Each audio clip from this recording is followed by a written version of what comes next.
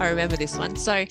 I asked for support coordination funding in our last plan review to help with my son's transition to high school. They said no because I've successfully self-managed for 2 years already.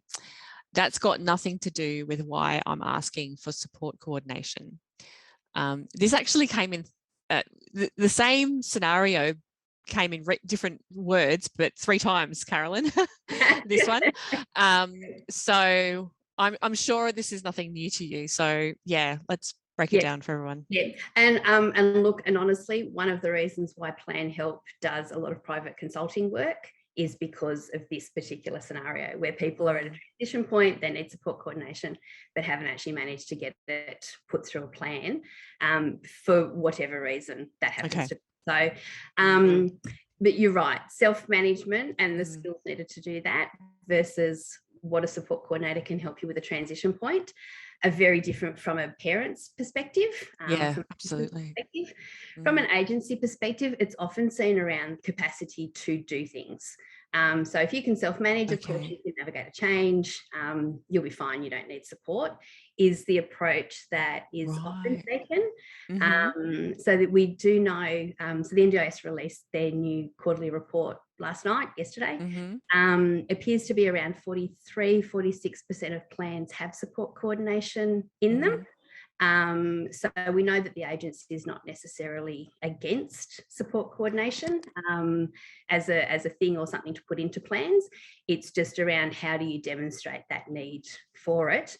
And a transition point is usually enough, but just saying it's a transition point won't be enough to provide that evidence that that's required. So it's a transition point, and I've never done this before, and I have friends that have done X, Y, Z, and I know that I'm not going to be able to navigate those. Or my kid doesn't want me to be involved. So transitioning out of high school is often one where we see a lot of NDIS participants who go from sort of that 16 to 19 years. At that point, I can do this myself. And it's like, you can, but you actually need to learn some skills in amongst that because you're still 16 and it's still a challenging process. So being able to put more of a story behind I'm transitioning, here's why I need the help, here's what I think that help will look like. Actually becomes part of that story to put forward as well through that. So that's so important, isn't it? Is sort of being prepared to tell that story or paint that picture and what important elements of that need to be told, and not making the assumption that it's like, oh, I'm going through a life transition.